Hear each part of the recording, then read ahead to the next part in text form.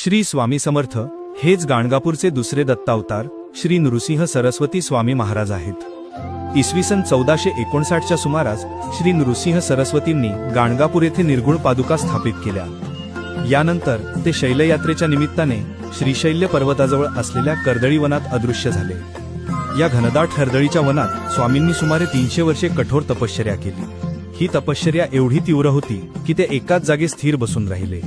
दीर्घकाळ एकाच जागी राहिल्यामुळे त्यांच्या देहाभोवती आजूबाजूला झाडे वेली वाढल्या आणि मुंग्यांनी त्यांचे भले मोठे वारुळ तयार केले।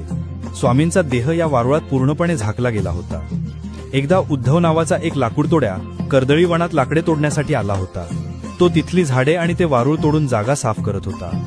लाकडे तोडत असताना नकळतपणे त्याच्या कुऱ्हाडीचा प्रहार त्या वारुळावर बसला। कुऱ्हाड वारुळावर पडताच वारुळातून रक्ताची धार वाहू लागली। हे पाहून लाकूडतोड्या अतिशय भयभीत झाला। त्याच क्षणी वारुळातून श्री स्वामी समर्थ महाराज जागृत होऊन बाहेर आले। कुऱ्हाड लागल्यामुळे त्यांच्या मांडीला जखम झाली होती आणि रक्त वाहत होते। तपस्वी महापुरुषाला आपल्या हातून इजा झाल्याचे पाहून लाकूडतोड्या घाबरला आणि स्वामींच्या पायावर पडून क्षमा मागू लागला। स्वामींनी त्याला तत्काळ क्षमा केली आणि भिऊ नकोस, मी तुझ्या पाठीशी आहे असे अभयदान दिले। या घटनेमुळे स्वामींची दीर्घकाळची तपश्चर्या संपन्न झाली। आता त्यांनी लोकांमध्ये जाऊन भक्तांवर कृपा करण्याचे, त्यांना सन्मार्गाला लावण्याचे आणि लोककल्याणाचे कार्य करण्याचे ठरवले।